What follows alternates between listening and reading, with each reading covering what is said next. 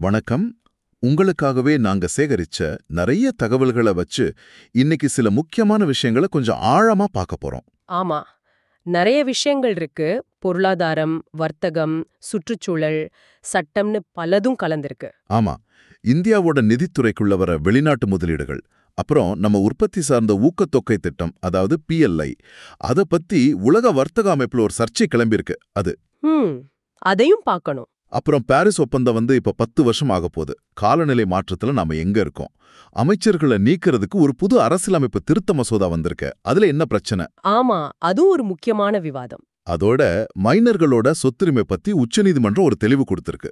கடைசியா நம்ம கடல்சார் இலக்குகள், இப்படி பல விஷயங்களை ஒன்னா சேர்த்து பார்க்க போறோம். சரி, இதுக்கெல்லாம் நடுவுல இருக்கிற தொடர்புகளை புரிஞ்சுக்க முயற்சிப்போம். நிச்சயமா. சரி, முதல்ல ஆரம்பிக்கலாமா? இந்தியாவோட நிதித்துறைக்கு ஏன் இப்போ இவ்ளோ வெளிநாட்டு முதலீடு வருது? Emirates NBD, Blackstone, Zurich insurance, Bain கேபிட்டல்னு பெரிய பெரிய கம்பெனிகள் எல்லாம் நம்ம வங்கிகள், NBFCஸ்ல பங்குகளை வாங்குறாங்களே, என்ன காரணம்? இதுக்கு பல காரணம் இருக்கு. ஆனா முக்கியமா சொல்லணும்னா, இந்தியா இப்போ முதலீட்டாளர்களுக்கு ஒரு நல்ல இடமா தெரியுது. ஒன்னு, நம்ம பொருளாதாரம் பாத்தீங்கன்னா நல்லா வளர்ந்துட்டு வருது. RBI கூட 6.8% வளர்ச்சி இருக்குன்னு சொல்றாங்க. ஆமா, அதுவும் வங்கித்துறை நல்ல லாபத்துல இருக்குன்னு சொல்றாங்க இல்லையா? ஆமா. 2024ல கிட்டத்தட்ட $46 பில்லியன் லாபம். போன வருஷத்தை விட 31% அதிகம். இது உலக அளவுல பார்க்கும்போது ரொம்பவே நல்ல வளர்ச்சி. சரி. ரெண்டாவது காரணம் நம்மளோட டிஜிட்டல் கட்டமைப்பு. இந்த UPI, ஆதார், ஜன்தன் யோஜனா இதெல்லாம் நிதி சேவைகளை எல்லா இடத்துக்கும் கொண்டு போகவும் செலவை குறைக்கவும் பயங்கரமா உதவுது. அது உண்மைதான். இன்னமும் கூட பாருங்க, 40 கோடி மக்களுக்கு மேல முறையான வங்கி சேவை இல்ல. அது ஒரு பெரிய மார்க்கெட் வாய்ப்பா தெரியுது வெளிநாட்டு நிறுவனங்களுக்கு. ஓ, அப்படியா? உலக அளவுலயும் சில காரணங்கள் இருக்கு. இப்போ அமெரிக்கா, யூரோப்பால கொஞ்சம் பொருளாதார தேக்கம் இருக்கு. சைனால பாத்தீங்கன்னா அவங்களோட கடுமையான கட்டுப்பாடுகள், சில அரசியல் ரீதியான ரிஸ்க், இதெல்லாம் முதலீட்டாளர்களை இந்தியா பக்கம் திரும்ப வைக்குதுன்னு சொல்லலாம். ஆனா இவ்வளவு முதலீடு உள்ள வர்றதால நம்ம உள்நாட்டு நிறுவனங்களுக்கு பாதிப்பு வராதா? நம்ம கண்ட்ரோல் போயிடுமோங்கிற பயம் இல்லையா? அது ஒரு முக்கியமான கேள்வி. RBI இதுல ரொம்ப கவனமா இருக்காங்க. அவங்க நிலைப்பாடு முதலீட வரவேற்கிறாங்க. ஆனா அதே சமயம் கொஞ்சம் ஜாக்கிரதையாவும் இருக்காங்க.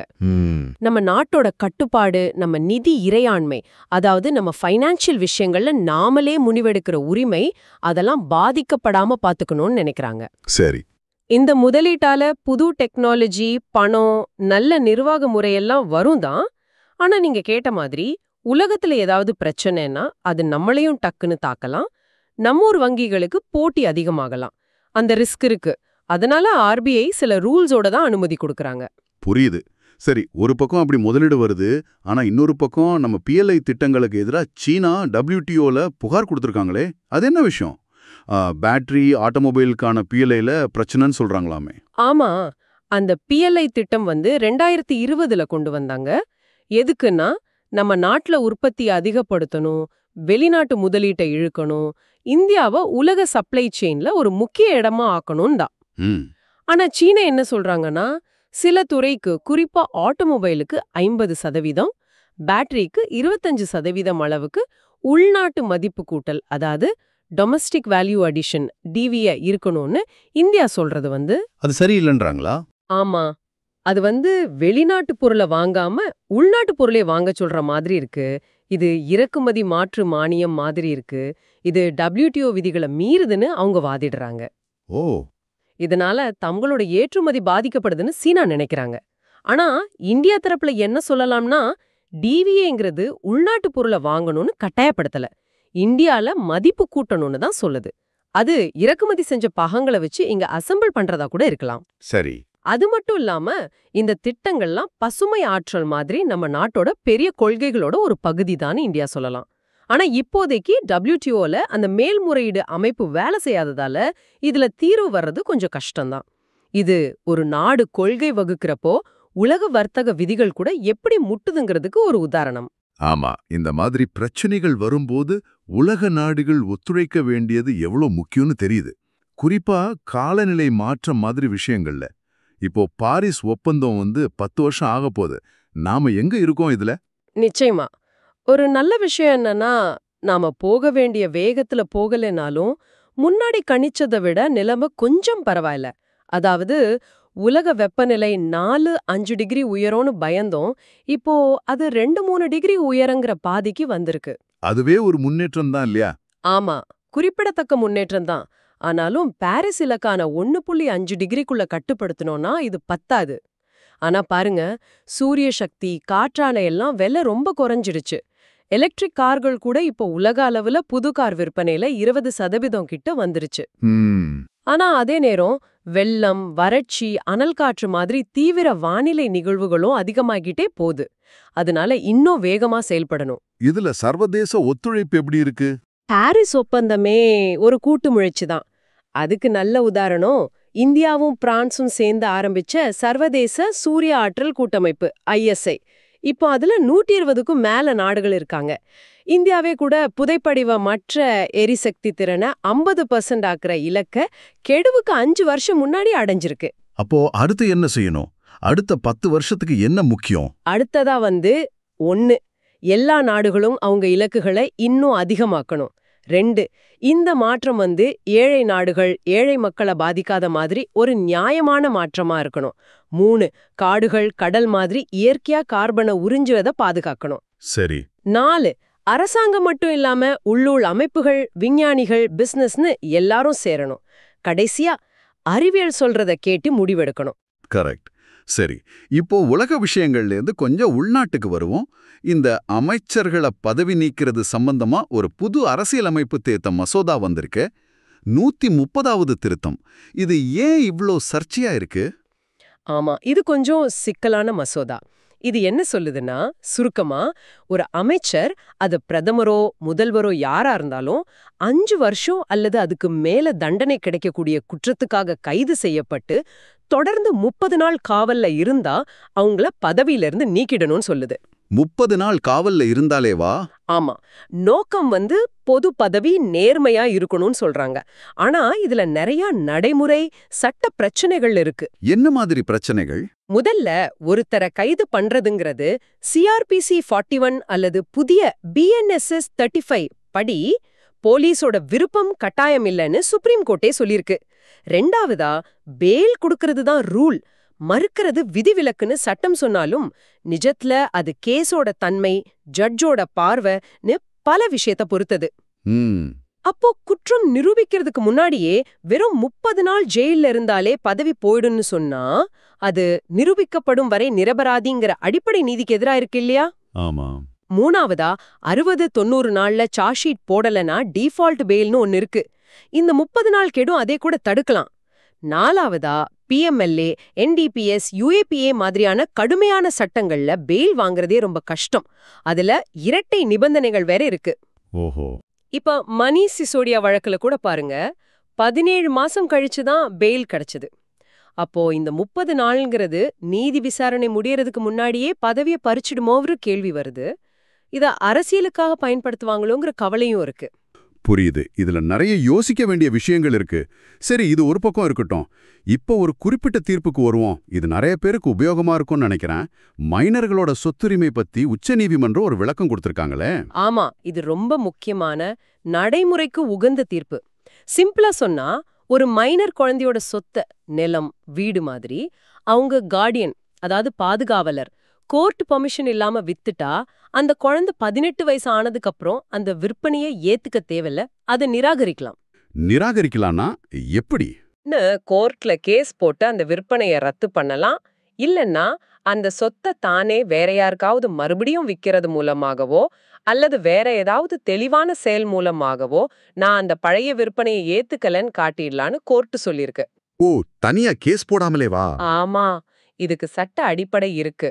ஒப்பந்த சட்டம், ஹிந்து மைனாரிட்டி கார்டியன்ஷிப் சட்டம், கார்டியன்ஸ் அண்ட் வார்ட்ஸ் சட்டம் எல்லாமே மைனர் சொத்தை விற்க கோர்ட் அனுமதி வேணும்னு சொல்லுது. அப்படி அனுமதி இல்லாம விக்கிறது வாய்டபிள், அதாவது மைனர் மேஜர் ஆனதும் அதை ரத்து செய்ய முடியும். இதுக்கு காலக்கெடு 18 வயசு ஆனதுல இருந்து 3 வருஷம். இதுக்கு ஏதும் உதாரணம் இருக்கா? இருக்கு. கர்நாடகால தாவணகேரியில நடந்த ஒரு கேஸ்ல அப்பா மைனர் பசங்க பேர்ல இருந்த நிலத்தை கோர்ட் அனுமதி இல்லாம வித்துட்டார். பசங்க மேஜர் ஆனதும் அதே நிலத்தை வேற ஒருத்தருக்கு வித்துட்டாங்க. அவங்க அப்படி மறுபடியும் வித்ததே அப்பா செஞ்ச விற்பனைய அவங்க நிராகரிச்சுட்டாங்கன்னு ஏத்துக்க போதுமானது. தனியா கேஸ் தேவையில்லைன்னு சுப்ரீம் கோர்ட் சொல்லியிருக்கு. இது ஒரு நல்ல தெளிவு. ஆமா, ரொம்ப தெளிவா இருக்கு. சரி, இந்த மாதிரி சட்டங்கள் நிர்வாகம் எல்லாம் ஒரு பக்கம். ஆனா நாடு ஒரு பெரிய லட்சியத்தோட போயிட்டு இருக்கு இல்லையா? பிரதமர் கூட சமீபத்துல கடல்சார் வாரம் 2025 பத்தி பேசினாரே. நம்ம கடல்சார் துறையில என்ன நடக்குது? நிச்சயமா இந்தியா தன்னோட கடல்சார் துறையை பெரிய அளவுல மாத்தணும்னு கடல்சார் அம்ரித் கால் தொலைநோக்கு 2047ன்னு ஒரு பெரிய பிளான் வச்சிருக்காங்க. இதுல 4 முக்கிய விஷயம்: துறைமுகம் சார்ந்த வளர்ச்சி, கப்பல் போக்குவரத்து, கப்பல் கட்டுறது, சரக்கு போக்குவரத்துல தடையில்லாம பண்றது, அப்புறம் இது சார்ந்த திறன்களை வளர்க்கிறது. இதுல என்ன முன்னேற்றம் இருக்கு இப்போ? இப்போ சமீபத்துல சில நல்ல விஷயங்கள் நடந்திருக்கு. கேரளால விழிஞ்சும் துறைமுகம் செயல்பட ஆரம்பிச்சிருக்கு. இது இந்தியாவோட முதல் ஆழ்கடல் சர்வதேச சரக்கு பரிமாற்ற மையம். பெரிய பெரிய கண்டெய்னர் கப்பல்களை கையாள முடியும். ஓ, சூப்பர். குஜராத்ல காண்ட்லா துறைமுகத்துல இந்தியாவிலேயே செஞ்ச முதல் மெகாவாட் அளவு பசுமை ஹைட்ரோஜன் உற்பத்தி வசதி ஆரம்பிச்சிருக்காங்க. மும்பை JNPTல ஒரு பெரிய கண்டெய்னர் டெர்மினல் செயல்பாட்டுக்கு வந்திருக்கு. இதெல்லாம் இல்லாம வேற என்ன சீர்திருத்தங்கள் நடந்திருக்கு? பழைய காலத்து சட்டங்களை மாத்திட்டு புது சட்டங்கள் கொண்டு வராங்க, நடைமுறைகளை சுலபமாக்குறாங்க. இதனால கடந்த 10 வருஷத்துல நம்ம முக்கிய துறைமுகங்களோட சரக்கு கையாளும் திறன் இரட்டிப்பாகி இருக்கு. கப்பல் வந்துட்டு போற நேரம் குறைஞ்சிருக்கு. உள்நாட்டு நீர்வழி போக்குவரத்து 700% அதிகமாயிருக்கு. 700%? ஆமா, இப்போ கவனம் எல்லாம் நீல பொருளாதாரம், அதாவது கடல் வளங்களை சரியா பயன்படுத்துறது, பசுமை வளர்ச்சி, அப்புறம் கப்பல் கட்டுறது மேல இருக்கு. இதுக்கு பெரிய முதலீடு பண்றாங்க. மகாராஷ்டிரால வடவான் ஒரு புது மெகா துறைமுகம் கட்ட போறாங்க. இது நம்ம நாட்டுக்கு மட்டும் இல்லாம உலகளவிலேயும் முக்கியமா? ஆமா, உலக சப்ளை செயினை பலப்படுத்துறது, அப்புறம் இந்த இந்தியா மத்திய கிழக்கு ஐரோப்பா பொருளாதார வழித்தடம் IMEC மாதிரி திட்டங்கள்ல நம்ம பங்கு, அதுபோக சின்ன தீவு நாடுகள், பின்தங்கிய நாடுகளுக்கு நாம தொழில்நுட்ப உதவி பண்றது, இதுக்கெல்லாம் இந்த கடல்சார் வளர்ச்சி ரொம்ப முக்கியம். கேக்குமே ரொம்ப நம்பிக்கையா இருக்கு. இன்றைக்கு நாம பார்த்த விஷயங்கள் எல்லாம் தனித்தனியா தெரிஞ்சாலும் எல்லாம் ஒன்னோட ஒன்னு சேர்ந்திருக்கு. ஒரு பக்கம் இந்தியா உலகத்தோட இணையுது, முதலீட்டை ஈர்க்குது. ஆமா, இன்னொரு பக்கம் PLI மாதிரி விஷயங்கள்ல வர்த்தக சவால்களை சந்திக்குது. உலக அளவுல காலநிலை மாற்றத்துல முன்னேறினாலும் இன்னும் போக வேண்டிய தூரம் இருக்கு. கண்டிப்பா. உள்நாட்டுல அமைச்சர் நீக்க மசோதா மாதிரி சில கொள்கைகள் விவாதத்தை கிளப்புது. ஆனா மைனர் சொத்துரிமை மாதிரி விஷயங்கள்ல கோர்ட்டு தெளிவு கொடுக்குது. கடல்சார் துறை மாதிரி லட்சியங்களும் இருக்கு. ஆமா, இது எல்லாத்தையும் இணைச்சு பார்க்கும்போது ஒரு கேள்வி வருது இல்லையா? இந்தியா ஒரு பக்கம் உலக மூலதனத்தையும் செல்வாக்கையும் ஈர்க்க நினைக்குது. இன்னொரு பக்கம் தன்னோட உள்நாட்டு கட்டுப்பாடு, சுயாட்சி, தேசிய நலன்களை பாதுகாக்கணும்னு நினைக்குது. ஆமா, இந்த ரெண்டுக்கும் நடுவுல எப்படி பேலன்ஸ் பண்ண போறாங்க? அதுதான் $1 மில்லியன் கேள்வி. உலகத்தோட ஒன்றிணைந்து போகும்போதும் தன்னோட தனிப்பட்ட தேவைகளையும் உள்நாட்டு சவால்களையும் எப்படி சமாளிக்க போகுது? இதை நீங்க தொடர்ந்து யோசிக்க வேண்டிய ஒரு விஷயம். இந்தியாவோட எதிர்கால பாதையை புரிஞ்சுக்க இது முக்கியம். நிச்சயமா. இந்த ஆழமான கலந்துரையாடல்ல எங்க கூட இருந்த உங்களுக்கு எங்களுடைய நன்றி. மீண்டும் சந்திப்போம். வணக்கம். அக்டோபர் 30, 2025 தேதியிட்ட சில முக்கிய குறிப்புகளை நீங்க எங்களோட பகிர்ந்துக்கிட்டீங்க. இதுல உலகின் மிகப்பெரிய அந்துப்பூச்சி, ஒரு புது பள்ளி இனம், சில முக்கிய அரசு திட்டங்கள், சர்வதேச மாநாடுன்னு பலதரப்பட்ட தகவல்கள் இருக்கு. நாம இன்னைக்கு இந்த குறிப்புகள்ல கொஞ்சம் ஆழமா இறங்கி இதுல இருக்கிற முக்கியமான விஷயங்களையும் உங்களுக்கு சுவாரஸ்யமா இருக்கக்கூடிய கோணங்களையும் அலச போறோம். வெறும் செய்தியா இல்லாம இதுக்கு பின்னால என்ன இருக்கு, இது ஏன் முக்கியம்னு புரிஞ்சுக்க முயற்சிப்போம். சரி, ஆரம்பிக்கலாமா? முதல்ல ஒரு பிரம்மாண்டமான விஷயத்துல இருந்து ஆரம்பிக்கலாம். கர்நாடகாவில கார்வார் பகுதியில உலகின் மிகப்பெரிய அந்துப்பூச்சியான ஆட்லஸ் மாத் பார்க்கப்பட்டிருக்கு. இது உண்மையிலே பெரிய விஷயமாச்சே. ஆமாம், நிச்சயம். அட்டாக்கஸ் அட்லஸ், அதாங்க அதோட அறிவியல் பேர். இந்த அந்துப்பூச்சி தென்கிழக்கு ஆசியா முழுசும் காணப்பட்டாலும் ஒரு குறிப்பிட்ட இடத்துல இதை பார்க்கறது எப்போதுமே ஒரு ஆச்சரியம்தான். இதோட இதட்டை கிட்டத்தட்ட ஒரு 10 இன்ச், அதாவது 1 அடிக்கு கொஞ்சம் குறைவா விரியும். பெண் பூச்சிகள் இன்னும் கொஞ்சம் பெருசா இருக்கும். 10 இன்ச்சா? கேட்கவே மலப்பா இருக்கே. ஆமா, அந்த இறக்கைகள்ல இருக்கிற பழுப்பு, ஆரஞ்சு, வெள்ளை, பிங்க் கலந்த டிசைன் ரொம்பவே அப்டிராக்ட் ஆர்ட் மாதிரி இருக்கும் பார்க்கறதுக்கு. அந்த இறக்கைகள்ல வேற என்ன விசேஷம்? குறிப்புகள்ல ஏதோ ஜன்னல்கள் இருக்குன்னு இருந்துச்சே. அதுதான் இதோட இன்னொரு அழகு. ஒவ்வொரு இறக்கையோட நுனியிலும் முக்கோண வடிவத்துல ஒளி ஊடுருவக்கூடிய ஒரு மெல்லிய சவ்வு இருக்கும். பார்க்கறதுக்கு சின்ன கண்ணாடி ஜன்னல் மாதிரி. ஓ அப்படியா? ஆனா இதுல ஒரு சோகமான சுவாரஸ்யமும் இருக்கு. என்னால? இவ்ளோ பிரம்மாண்டமா வளர்ந்த பிறகு இந்த அந்துப்பூச்சிக்கு வாய் உறுப்புகள் வந்து செயல்படாது. அடடா! ஆமாம், அதாவது அதால சாப்பிட முடியாது. அதோட கூட்டுப்புழு பருவத்துல சேமிச்ச சக்தியை வச்சுதான் அது உயிர் வாழணும். சரி. அதனால வளர்ந்த அந்துப்பூச்சியோட ஆயுட்காலம் வெறும் சில நாட்கள்ல இருந்து ஒரு வாரம் வரைக்கும் தான். சொல்லப்போனா மொத்த வாழ்க்கையே 2-3 வாரம் தான். அடடா! இவ்வளவு பெரிய உருவம், ஆனா இவ்வளவு குறுகிய ஆயுளா? இயற்கையோட விசித்திரங்கள்ல இதுவும் ஒன்னு போன. இது அதோட வாழ்க்கை முறையோட ஒரு பகுதியா? ஆமா, அதோட முழு நோக்கமே இனப்பெருக்கம் மட்டும்தான். குறுகிய காலத்துக்குள்ள தான் இணைய கண்டுபிடிச்சு முட்டையிட்டு தன் வாழ்க்கை சுழற்சியை முடிச்சுக்கும். இதோட பட்டு கூட நாம பட்டுன்னு நினைக்கிற மாதிரி இல்லாம ஃபகாரான்னு சொல்ற கொஞ்சம் சொரசொரப்பான கம்பிளி மாதிரி இருக்கும். இதெல்லாம் அதோட தனித்துவமான தகவமைப்புகள். இயற்கையோட ஒவ்வொரு படைப்புக்கு பின்னாலேயும் ஒரு பெரிய தத்துவம் இருக்க போல. சரி, இந்த பிரம்மாண்டத்துல இருந்து ஒரு சின்னஞ்சிறிய கண்டுபிடிப்புக்கு போவோம். ஆந்திர பிரதேசத்துல திருப்பதி மலைப்பகுதியில ஒரு புதிய பள்ளி இனத்தை கண்டுபிடிச்சிருக்காங்க. ஹெமிஃபில்லோடாக்டிலிஸ் வெங்கடாத்ரின்னு பேர் வச்சிருக்காங்க. ஆமா, இது விலங்கியல் ஆய்வு மையத்தோட ZSI விஞ்ஞானிகளோட உழைப்பு. சேஷாசலம் உயிர்கோள காப்பகத்துக்குள்ள இத கண்டுபிடிச்சிருக்காங்க. சேஷாசலம்லையா? ஆமா, அந்த புனிதமான வெங்கதாத்ரி மலைகளோட நினைவா இந்த பெயர். இது ஆந்திராவுல கண்டுபிடிக்கப்படுற 2வது மெல்லிய பள்ளி இனம். மெல்லிய பள்ளி இனம்னா அதுவும் சேஷாசலம் மாதிரி ஒரு முக்கியமான உயிர்கோள காப்பகத்துல கண்டுபிடிக்கிறது. அது பத்தி கொஞ்சம் சொல்லுங்களேன். ஆமா, இந்த வகை பள்ளிகள் ரொம்ப சின்னதா ஒல்லியா இருக்கும். இந்த வெங்கதாத்ரி பள்ளி வெறும் 2 இன்ச் நீளம் தான் இருக்குமா. 2 இன்ச்சா? ஆமா, குட்டையான கால்கள், வால் பகுதியில முள் போன்ற ஸ்பர்ஸ் இதுகளோட அடையாளம். சேஷாசலம் காப்பகம் அது 2010ல் அறிவிக்கப்பட்டது. கிழக்கு தொடர்ச்சி மலையோட ஒரு முக்கியமான பகுதி. சரி சரி. நிறைய அரிய வகை தாவரங்கள், விலங்குகள் இருக்கிற இடம். புகழ்பெற்ற திருமலை கோயிலும் இதுக்குள்ளதான் இருக்கு. இந்த மாதிரி பல்லுயிர் வளம் நிறைந்த பகுதிகள்ல இன்னும் கண்டுபிடிக்கப்படாத உயிரினங்கள் இருக்குங்கிறது ஆச்சரியமாவும் இருக்கு. அதே சமயம் அந்த இடங்களை பாதுகாக்க வேண்டிய அவசியத்தையும் காட்டுது. உண்மைதான். அப்போ இந்த மாதிரி சின்ன உயிரினங்கள் கூட ஒரு சூழல் மண்டலத்தோட ஆரோக்கியத்துக்கு முக்கியம் இல்லையா? நிச்சயமா, ஒவ்வொரு உயிரினத்துக்கும் அந்த சூழல் சங்கிலியில ஒரு பங்கு இருக்கு. அது மட்டும் இல்ல, ஒரு புதிய இனத்தை கண்டுபிடிக்கிறதுங்கிறது அந்த பகுதியோட தனித்துவத்தையும் பரிணாம வளர்ச்சியோட தொடர்ச்சியும் காட்டுது. சரி, பல்லுயிர் பாதுகாப்பு பத்தி பேசும்போது ஒரு கவலைக்குரிய செய்தியும் இருக்கு. உத்தரப்பிரதேசத்துல ஹஸ்தினாபூர் வனவிலங்கு சரணாலயத்துல சட்டவிரோதமா கயிறு மரங்களை வெட்டினதா ஒரு செய்தி. இந்த சரணாலயத்தோட முக்கியத்துவம் என்ன? ஹஸ்தினாபூர் சரணாலயம் 1986ல் உருவாக்கப்பட்டது. மீரட், முசஃபர்நகர், பிஷ்னோர் மாவட்டங்கள்ல பறந்து விரிஞ்சிருக்கு. சுமார் 2000 சதுர கிலோமீட்டர் பரப்பளவு. ஓ, பெரிய ஏரியாவா? ஆமா, இது கங்கை நதிக்கரையோரத்துல அமைஞ்சிருக்கிறதுனால இதுல பலவிதமான சூழல் மண்டலங்கள் இருக்கு. சதுப்பு நிலங்கள், புல்வெளிகள், காடுகள்னு.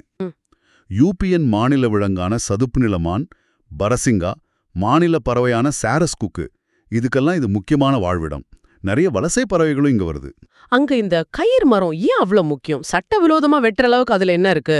கயிறு மரம் அதாங்க அகேஷியா கட்டேச்சு. அதோட மருத்துவ குணங்களுக்கு பேர் போனது. அதுல இருந்து கத்தான்னு ஒன்னு எடுக்கிறாங்க. அது பாக்கு, பான் மசாலால பயன்படுத்துறாங்க. ஓ, அதுக்காகவா? ஆமா, இதுக்கு நல்ல சந்தை மதிப்பு இருக்கு. அதனாலதான் இதை சட்டவிரோதமா வெட்டுறாங்க. இது அந்த பகுதி மரங்களோட எண்ணிக்கையை குறைக்கிறதோட மட்டும் இல்லாம அந்த வனப்பகுதியோட சூழல் சமநிலையும் பாதிக்குது. சரிதான். இங்க ஏற்கனவே முதல ஆமை பாதுகாப்பு திட்டங்கள்லாம் நடந்துட்டு இருக்கு. இந்த மாதிரி சூழல்ல மரங்களை வெட்டுறது ரொம்ப பெரிய குற்றம். இயற்கை வளங்களை பாதுகாக்கிறது ஒரு பக்கம்னா, இருக்கிற வளங்களை சரியா நிர்வகிக்கிறது இன்னொரு சவால். அதுக்கு தொழில்நுட்பம் எப்படி உதவுதுன்னு பார்க்கலாம்.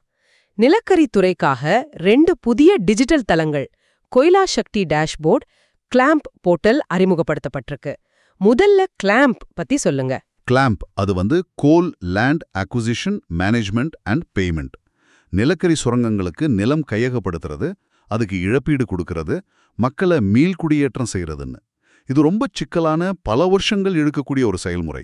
ஆமா, இந்த கிளாம்ப் போர்ட்டல் இந்த மொத்த செயல்முறையும் டிஜிட்டல் மயமாக்கி எளிதாக்க முயற்சிக்குது. எல்லா நிலப்பதிவுகளையும் ஒரே இடத்துல கொண்டு வர்றது, இழப்பீடு வழங்குறத கண்காணிக்கிறதுன்னு. இதுல வெளிப்படைத்தன்மை அதிகமாகும், தாமதங்கள் குறையும்னு எதிர்பார்க்கறாங்க. அப்போ கோயிலா சக்தி டேஷ்போர்ட் அது எப்படி வித்தியாசமானது? கோயிலா சக்தி டேஷ்போர்டு அது நிலக்கரி விநியோக சங்கிலிய அந்த சப்ளை செயினை முழுசா கண்காணிக்க உதவுற ஒரு கருவி. சப்ளை செயினுக்கா? ஆமா, நிலக்கரியை வெட்டி எடுக்கிற இடத்திலிருந்து ரயில் மூலமாவோ கப்பல் மூலமாவோ கொண்டு போய் கடைசி நுகர்வோர்கிட்ட சேர்க்கிற வரைக்கும் எல்லாத்தையும் ஒருங்கிணைக்குது. நிலக்கரி நிறுவனங்கள், ரயில்வே, துறைமுகங்கள், மின் உற்பத்தி நிலையங்கள் மாதிரி பயன்படுத்துறவங்க எல்லாரும் நிகழ்நேரத்துல தகவல்களை பகிர்ந்துக்க முடியும். இதனால நிலக்கரி போக்குவரத்து சீராகும், தேவையில்லாத தடங்கல்கள் குறையும், முடிவெடுக்கிறது எளிதாகும். ஆஹா, ஒன்னு நிலம் சம்பந்தப்பட்ட பிரச்சனைகளை கையாள, இன்னொன்னு விநியோகத்தை சீராக்க தொழில்நுட்பம் நிர்வாகத்துல பெரிய மாற்றங்களை கொண்டு வருது. இதே மாதிரி நகர மேம்பாட்டிலையும் ஒரு புது முயற்சி. டெல்லி மேம்பாட்டு ஆணையத்தோட போக்குவரத்து சார்ந்த மேம்பாட்டு திட்டம், டிரான்சிட் ஓரியன்டட் டெவலப்மெண்ட்.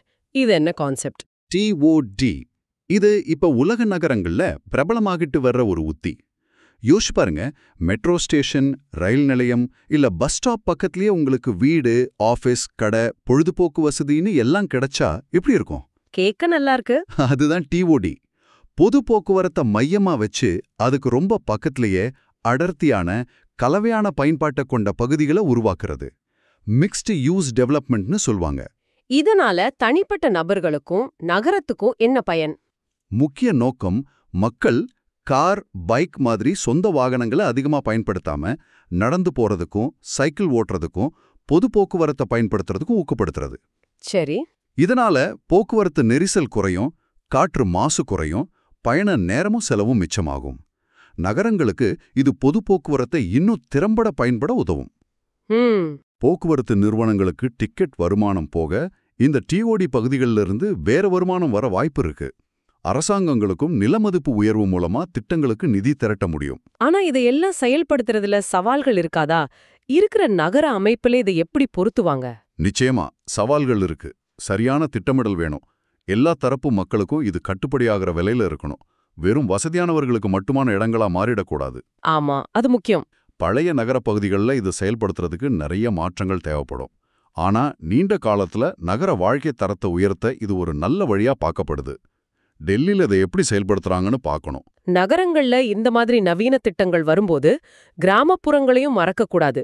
அதுக்காக சமரிட் கிராம் ஃபைஜிட்டல் சர்வீசஸ் பைலட் ப்ராஜெக்ட்னு ஒரு திட்டம். ஃபைஜிட்டல், இந்த வார்த்தையே புதுசா இருக்கே. பிசிக்கல், அதாவது பிசிக்கல் பிளஸ் டிஜிட்டல். நேரடி சேவைகளையும் டிஜிட்டல் தொழில்நுட்பங்களையும் இணைச்சு கிராமங்களுக்கு கொண்டு வர்றது தான் இந்த திட்டம். ஓ, பிசிக்கல் பிளஸ் டிஜிட்டல். அதேதான். இப்போதைக்கு மத்திய பிரதேசம், ஆந்திரா, UPல 3 கிராமங்கள்ல முன்னோட்டமா செயல்படுத்துறாங்க. பாரத்நெட் இணைய இணைப்பை வச்சு ஒவ்வொரு கிராமத்திலையும் சமர்த்தி கேந்திரான்னு ஒரு மையம் அமைப்பாங்க. அங்க என்ன மாதிரி சேவைகள் கிடைக்கும்? இது கிராம மக்களுக்கு எந்த வகையில உதவும்? கல்விக்கு ஸ்மார்ட் கிளாஸ், விவசாயத்துக்கு நவீன தொழில்நுட்பங்கள், அதாவது IoT, மண் பரிசோதனை, ட்ரோன் உதவி மாதிரி. சுகாதாரத்துக்கு ஆன்லைன் மருத்துவ ஆலோசனை, டெலிகன்சல்டேஷன், ஹெல்த் ATM. ஓ, ஹெல்த் ATM கூடவா? ஆமா. அப்புறம் அரசு சேவைகள், ஆன்லைன் வர்த்தகம், டிஜிட்டல் வங்கி சேவைகள்னு பல விஷயங்களை ஒரே இடத்துல கொண்டு வர்றாங்க. சொல்லப்போனா கிராம மக்களுக்கு தேவையான பல சேவைகளை தொழில்நுட்ப உதவியோட அவங்க இடத்துக்கே கொண்டு போய் சேர்க்கறது தான் நோக்கம். ஆமா, அது ஒரு முக்கியமான நோக்கம். இது ஒரு பெரிய முயற்சி. கிராமப்புற இந்தியாவை டிஜிட்டல் உலகத்தோட இணைக்கிற இந்த முயற்சி நல்ல பலன் கொடுத்தா அது பெரிய மாற்றமா இருக்கும். இப்போ உலக அளவுல நடக்கிற ஒரு பெரிய அறிவியல் முயற்சிக்கு போவோம். பிரேசில்ல அமேசான் காட்டுல நடக்கிற அமேசான் FICE திட்டம். இது என்ன ஆய்வு? இது ரொம்பவே லட்சியமான ஒரு பரிசோதனை. சொல்லப்போனா அமேசான் FAC, அதாவது ஃப்ரீ ஏர் CO2 என்ரிச்மெண்ட். அமேசான் காடு மாதிரி ஒரு பெரிய பழமையான இயற்கையான சூழல்ல எதிர்காலத்துல எதிர்பார்க்கப்படுற அதிக கார்பன் டை ஆக்சைடு, அதாவது CO2 அளவுகள் அந்த மரங்களை எப்படி பாதிக்குன்னு நேரடியா சோதிச்சு பார்க்கறாங்க. இதுக்கு முன்னாடி இந்த மாதிரி ஒரு பெரிய அளவிலான ஆய்வு இயற்கை காட்டுல நடந்ததில்ல. அப்படியா? எப்படி இதை செய்யறாங்க? அவ்வளோ பெரிய காட்டுல CO2 அளவை எப்படி கட்டுப்படுத்துவாங்க?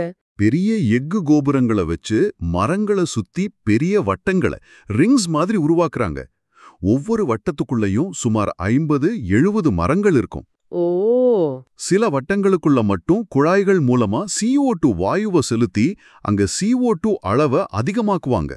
மத்த வட்டங்களை சாதாரண நிலையில கண்ட்ரோல் சாம்பிள் மாதிரி வச்சிருப்பாங்க. சரி சரி. அப்புறம் சென்சார்கள் மூலமா மரங்கள் எப்படி வளருது, எவ்வளவு CO2 உறிஞ்சுது, வறட்சி, புயல் மாதிரி விஷயங்களுக்கு எப்படி எதிர்வினை ஆற்றுதுன்னு பல வருஷங்களுக்கு தொடர்ந்து கண்காணிப்பாங்க. இதோட நோக்கம் என்ன? இதுல என்ன தெரிஞ்சுக்க முடியும்? காலநிலை மாற்றம் தீவிரமாகிட்டு வர்ற சூழல்ல வளிமண்டலத்துல CO2 அளவு அதிகமாகும்போது உலகின் நுரையீரலா கருதப்படுற அமேசான் காடுகள் அதை எப்படி தாங்கும்? ஆமா. அதோட கார்பனை உறிஞ்சும் திறன் மாறுமா? அமேசான் அழிஞ்சா உலக காலநிலையில என்ன தாக்கம் ஏற்படும்னு புரிஞ்சுக்கிறதுக்கு இந்த ஆய்வு ரொம்ப முக்கியம். பிரேசில், இங்கிலாந்து அரசாங்கங்கள் இதுக்கு நிதி உதவி செய்யுது. விஷயங்களை பார்க்கலாம். 20வது கிழக்கு ஆசிய உச்சி மாநாடு ஈஸ்ட் ஏசியா சமிட் EAS நடந்திருக்கு. இதுல கோலாலம்பூர் பிரகடனம் ஏத்துக்கிட்டாங்கன்னு செய்தி. இந்த EAS அமைப்பு பத்தி கொஞ்சம் சொல்லுங்க. EAS 2005 ஆரம்பிக்கப்பட்டது. இது ஆசியா பசிபிக் பிராந்தியத்துல அரசியல், பாதுகாப்பு, பொருளாதாரம் சம்பந்தப்பட்ட விஷயங்களை பத்தி விவாதிக்கிறதுக்கான ஒரு முக்கியமான தலைவர்கள் மட்டத்திலான அமைப்பு. இதுல யார் யார் இருக்காங்க? இதுல 10 ஆசியான் நாடுகள் இருக்காங்க. கூடவே இந்தியா, சீனா, ஜப்பான், தென்கொரியா, ஆஸ்திரேலியா, நியூசிலாந்து, அமெரிக்கா, ரஷ்யான்னு 8 பெரிய நாடுகளும் உறுப்பினர்களா இருக்காங்க. ஆக மொத்தம் 18 நாடுகள். ஓ, 18 நாடுகளா? இதோட முக்கியத்துவம் என்ன? இந்த வருஷ பிரகடனம் என்ன சொல்லுது? இது ஒரு பரந்த தளத்தை வழங்குது. இங்க வெறும் பொருளாதாரம் மட்டும் இல்லாம பாதுகாப்பு, தீவிரவாத எதிர்ப்பு, கடல்சார் பாதுகாப்பு, சுற்றுச்சூழல், பேரிடர் மேலாண்மைன்னு பல விஷயங்களை பத்தி பேசுவாங்க. சரி. இந்த வருஷம் கோலாலம்பூர்ல இது தொடங்கப்பட்ட இடமும் அதுதான். அங்க நடந்த மாநாட்டுல பிராந்தியத்துல அமைதி, நிலைத்தன்மை, செழிப்பு வலுப்படுத்துறது சம்பந்தமா ஒரு பிரகடனத்தை ஏத்துக்கிட்டு இருக்கிறாங்க. இது இந்தியாவுக்கு ஒரு முக்கியமான அமைப்பு. ஏன்னா நம்மளோட ஆக்ட் ஈஸ்ட் கொள்கையோட இது நல்லா ஒத்துப்போகுது. கரெக்ட். சர்வதேச அளவுல இந்த மாதிரி கூட்டங்கள் நடக்கும்போது நம்ம நாட்டுக்குள்ள அடுத்த தலைமுறையை தயார்படுத்துற ஒரு முயற்சி மாதிரி இளைஞர் கிராம சபா, மாடல் யூத் கிராம் சபா, MYGS, இது என்ன திட்டம்? இது பஞ்சாயத்து ராஜ், கல்வி, பழங்குடியினர் நல அமைச்சகங்கள் சேர்ந்து தொடங்குற ஒரு அருமையான முயற்சி. பள்ளிகள்ல மாடல் UN, மாதிரி ஐநா நடக்கும் இல்லையா? ஆமாம். அதே மாதிரி கிராம சபைய பள்ளி குழந்தைகள் நடத்தி பார்க்கறதுக்கு ஒரு வாய்ப்பு. 9ஆம் வகுப்பிலிருந்து 12ஆம் வகுப்பு வரையுள்ள மாணவர்கள் இதுல பங்கேற்பாங்க. இது எப்படி மாணவர்களுக்கு பயன்படும்? நேரடி அனுபவம் கிடைக்குமா? நிச்சயமா. அவங்களே சர்பஞ்ச், வார்டு உறுப்பினர், கிராம செயலாளர் மாதிரி பாத்திரங்கள்ல நடிச்சு கிராம பஞ்சாயத்து கூட்டம் எப்படி நடக்கும், என்னென்ன பிரச்சனைகளை பேசுவாங்க, எப்படி பட்ஜெட் போடுவாங்க, வளர்ச்சி திட்டங்கள் எப்படி உருவாகும்னு நேரடியா அனுபவபூர்வமா கட்டுப்பாங்க. ஓ, இது நல்ல விஷயமா இருக்கு. ஆமா, நாடு முழுவதும் 1000க்கும் மேற்பட்ட பள்ளிகள்ல, குறிப்பா நவோதயா, ஏகலவ்யா மாதிரி பள்ளிகள், அரசு பள்ளிகள்ல இது நடக்க போறாங்க. இது சின்ன வயசுலயே உள்ளாட்சி நிர்வாகம் பத்தின புரிதலையும் அதுல பங்கெடுக்கணுங்கிற ஆர்வத்தையும் அந்த ஜன்பாகிதாரின்னு சொல்றாங்களே அதையும் தூண்டும். சூப்பர். கடைசியா நம்ம ஊர் விளைபொருட்கள் உலக சந்தைக்கு போற ஒரு செய்தி. இண்டி எலுமிச்சை, புளியங்குடி எலுமிச்சை, இந்த 2 GI குறியீடு பெற்ற எலுமிச்சைகளும் இங்கிலாந்துக்கு ஏற்றுமதி செய்யப்பட்டிருக்கு. ஆமா, இது APEDA, அதாவது விவசாய மற்றும் பதப்படுத்தப்பட்ட உணவுப் பொருட்கள் ஏற்றுமதி மேம்பாட்டு ஆணையம், அவங்க மூலமா நடந்திருக்கு. இந்திய எலுமிச்சை கர்நாடகாவோட விஜயபுரம் மாவட்டத்துல விளையுது. சரி. அதுக்கு ஏற்கனவே GI குறியீடு இருக்கு. அதோட தனித்துவமான மனம், அதிக சாறு, அமிலத்தன்மைக்கு அது பேர் போனது. நம்ம தமிழ்நாட்டோட புளியங்குடி எலுமிச்சை பத்தி சொல்லுங்க. அதுக்கு இப்போதான் GI குறியீடு கிடைச்சதா? ஆமாம், புளியங்குடி எலுமிச்சைக்கு அது தென்காசி மாவட்டம் ஏப்ரல் 2025 தான் GI குறியீடு கிடைச்சது. புளியங்குடியே எலுமிச்சை நகரம்னு சொல்ற அளவுக்கு அங்க இது பிரபலம். ஓ, அப்படியா? குறிப்பா அங்க விளையிற கடையம் வகை ரொம்ப ஃபேமஸ். மெல்லிய தோல், நல்ல புளிப்பு, விட்டமின் C அதிகம், சார்வா 55% வரைக்கும் இருக்குமா. ஆஹா. விவசாயிகளுக்கு ஒரு அங்கீகாரமாவும் நல்ல விலை கிடைக்கவும் உதவுது. இது இப்போ இங்கிலாந்துக்கு ஏற்றுமதி ஆகிறது ஒரு நல்ல தொடக்கம்.